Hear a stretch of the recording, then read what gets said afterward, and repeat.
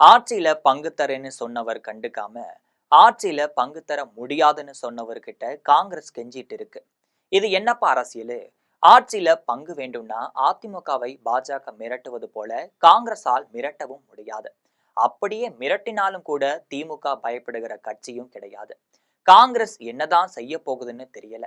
இது தொடர்பா ஜெம் தொலைக்காட்சி வழங்கும் சிறப்பு செய்தியை தற்பொழுது பார்க்கலாம்.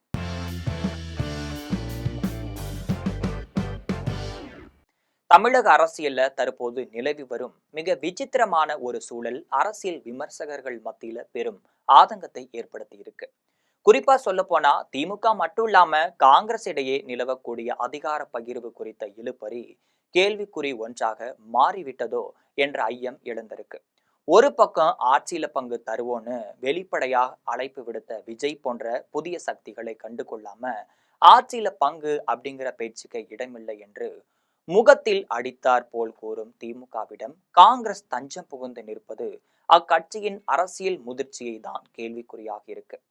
காங்கிரஸ் கட்சியின் இன்றைய நிலையை அதிமுக மட்டும் இல்லாம பாஜகவின் உறவோடு ஒப்பிட்டு பார்ப்பது தவிர்க்க முடியாதது. பாஜக தனது அதிகார பலத்தை பயன்படுத்தி அதிமுகவை மிரட்டி பணிய வைப்பதாக குற்றச்சாட்டுகள் எழுந்துட்டுதான் இருக்கு. ஆனா காங்கிரஸால் அப்படி திமுகவை ஒருபோதும் மிரட்ட முடியாது. தேசிய அளவில் காங்கிரசிற்கும் திமுகவின் ஆதரவு தேவைப்படும் நிலையில தமிழகத்தில் அவர்கள் திமுகவின் தயவிலேயே இருக்க வேண்டிய சூழல் ஏற்பட்டிருக்கு.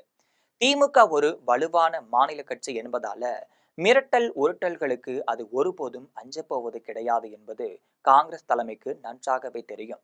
அமைச்சர் ராஜகண்ணப்பன் போன்ற திமுக நிர்வாகிகள் காங்கிரஸ் வந்தால் வரட்டும், போனால் போகட்டும், திமுக தனியாகவே 160 இடங்கள்ல வெல்லும் அப்படின்னு அதிரடியாகவே பேசிட்டு வராரு. இது காங்கிரஸை ஒரு வேண்டாத விருந்தாளியாக சித்தரிக்குது. இவ்வளவு அவமானங்களுக்கு பிறகும் திமுகவுடனான கூட்டணி வலுவாக உள்ளதுன்னு தமிழக காங்கிரஸ் தலைவர் செல்வ பெருந்தகை கூறுவது அக்கட்சியின் தொண்டர்களிடையே பெரும் சோர்வையும் ஏற்படுத்தியிருக்குன்னே சொல்லலாம்.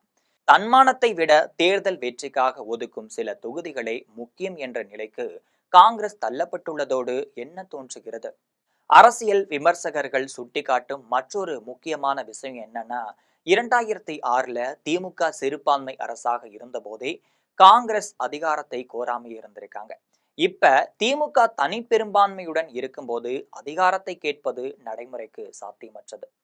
மிரட்டி பணிய வைக்க முடியாது, கெஞ்சி பெறவும் வழியில்ல அப்படிங்கிற நிலையில காங்கிரஸ் தனது அரசியல் எதிர்காலத்தை எதை நோக்கி நகர்த்த போகிறது என்பது புதிதாகவே இருந்துட்டு தான் இருக்கு. திமுகவின் பிடிவாதத்திற்கு முன்னாள் காங்கிரஸ் ஒரு பக்கவாத்தியம் போலவே செயல்பட வேண்டிய கட்டாயத்துல இருந்துட்டு இருக்கு. ஒருவேளை 118 இடங்களுக்கு கீழ் திமுக தள்ளப்பட்டால் மட்டுமே காங்கிரசின் குரல் எடுபடும். ஆனா அந்த நிலை வருவதற்கு முன்பே திமுக தனது தேர்தல் வியூகங்களை மிக கவனமா வகுத்துட்டு இருப்பாங்க. காங்கிரஸ் கேட்கும் தொகுதிகளை விட தங்களால் ஜெயிக்கக்கூடிய தொகுதிகள்ல தாங்களை போட்டியிட திமுக உறுதியாக இருக்கு. எங்கள் கொள்கை வெற்றி பெற வேண்டும், காங்கிரஸ் போன்ற கட்சிகள் அதற்கு துணையாக இருந்தால் போதும் அப்படின்னு திமுகவின் நிலைப்பாடு காங்கிரஸ் ஒரு இரண்டாம் தர கட்சியாகவே தமிழகத்துல நிறுத்தி வைத்திருக்கு. இறுதியா தமிழக அரசியல்ல கூட்டணி ஆட்சி என்பது ஒரு கனவாகவே முடிந்து விடுமா அப்படிங்கிற ஆதகம் அரசியல் பார்வையாளர்களிடம் நீடித்துட்டு தான் இருக்கு. ஆட்சியில பங்கு தருவதா சொன்னவர்கள் தள்ளி வைத்துவிட்டு கதவை மூடியவர்களிடமே கையேந்தி நிற்கும் காங்கிரசின் இந்த வினோத அரசியல் வரும் தேர்தல்ல அக்கட்சிக்கு சாதகமா அமையுமா, இல்லனா அவர்களை முழுமையாக சிதைக்குமா என்பதே மே 2026ல தெரிய வந்துடும். அதிகாரத்திற்காக தங்களை முழுமையாக தாரை வார்த்து கொடுக்கும் இந்த அரசியல் எதிர்கால காங்கிரஸ் தலைமுறைக்கு எத்தகைய முன்னுதாரணமாக வழங்கும் என்பது கேள்விக்குறியாக இருக்கு.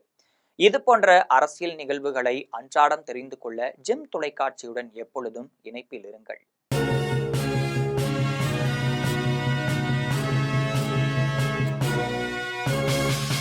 உடனுக்குடன் அப்டேட் தெரிந்து கொள்ள ஜெம் டிவி தமிழ் ஆப்பை இன்ஸ்டால் செய்யவும்.